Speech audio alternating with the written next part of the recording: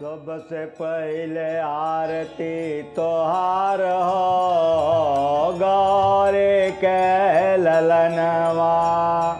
सबसे पहले आरती तोहार हो गौरी के ललनवा।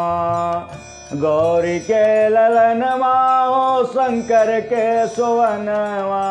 गौरी के ललनवा हो शंकर के सुवनवा। सबसे पहले आरती तोहार हो गौरी के ललनवा। सबसे पहले आरती तोहार हो गौरी के ललनवा। ब्रह्मा से पहले विष्णु से पहले। ब्रह्मा से पहले विष्णु से पहले। शंकर से पहले तोहार हो गौरी के ललनवा। सबसे पहले आरती तोहार हो गौरी के ललनवा। काली से पहले दुर्गा से पहले। काली से पहले दुर्गा से पहले। लक्ष्मी से पहले तोहार हो गौरी के ललनवा। सरस्वती से पहले तोहार हो गौरी के ललनवा। सबसे पहले आरती तोहार हो गौरी के ललनवा।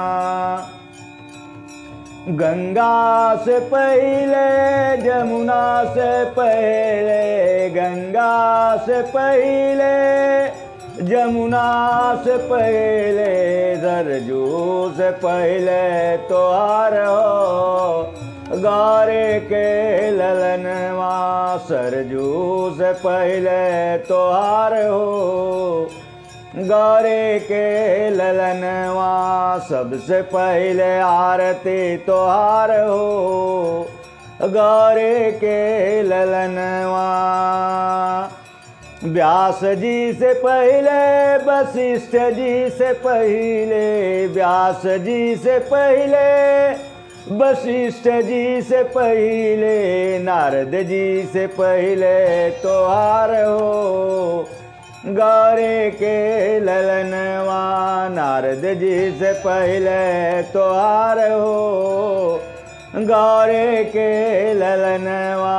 सबसे पहले आरती तोहार हो गौरी के ललनवा। भागवत से पहले रामायण से पहले। भागवत से पहले रामायण से पहले। गीता से पहले तोहार हो गौरी के ललनवा। सबसे पहले आरती तोहार हो गौरी के ललनवा। गौरी के ललनवा हो शंकर के सुवनवा। गौरी के ललनवा हो शंकर के सुवनवा।